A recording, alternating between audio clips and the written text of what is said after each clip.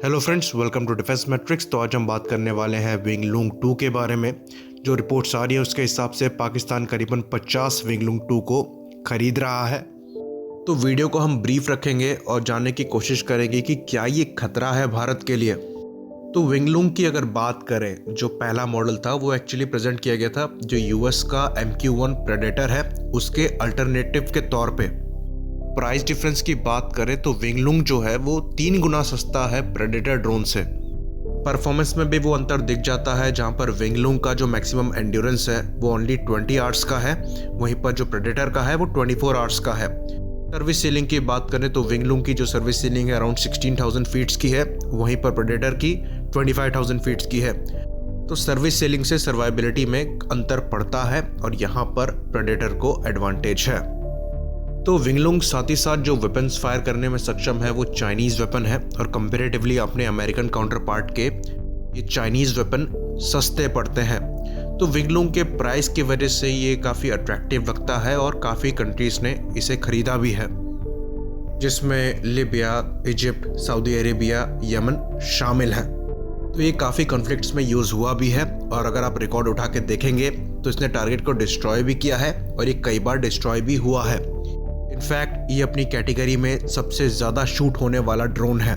तो इसका जो काउंटर आर्ग्यूमेंट है वो ये आ सकता है क्योंकि इसे इतनी सारी कंट्रियां इस्तेमाल करती हैं इन कंपैरिजन टू अगर प्रेडेटर की बात करें जिसे यूएस द्वारा इस्तेमाल किया जाता है, इसलिए ये ज़्यादा इस्तेमाल होने की वजह से ज़्यादा कॉन्फ्लिक्ट्स में इन्वॉल्व हुए हैं और डिस्ट्रॉय हुए हैं।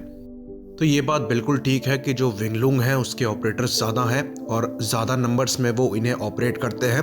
वेरएस प्रेडेटर की बात करें तो उसके ऑपरेटर्स बहुत ज़्यादा नहीं हैं, गिनी चुनी 2-3 कंट्रीज़ हैं, वो भी लिमिटेड नंबर में इन्हें ऑपरेट करते हैं। पर यूनाइटेड स्टेट्स ने इन प्रेडेटर्स को बहुत ज़्यादा यूज़ किया है और काफ़ी लंबे समय से यूज़ कर रहे हैं। पर विंगलूंग जो है वो ज़्यादा डिस्ट्रॉय हुआ है और ये फैक्ट है, यहाँ पर काउंटर आर्ग्यूमेंट करके उसे नहीं बचाया जा सकता।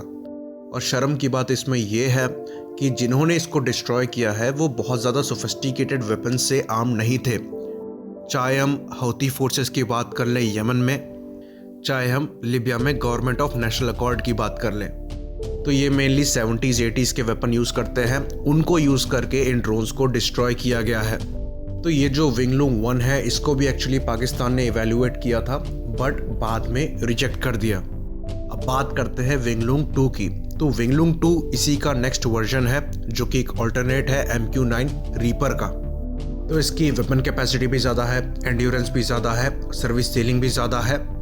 तो ये करीबन 32,500 फीट की ऊंचाई पे उड़ सकता है करीबन 32 घंटे के लिए और इसकी जो मैक्सिमम स्पीड है वो बताई जाती है करीबन 370 किलोमीटर प्रति घंटे की रफ्तार।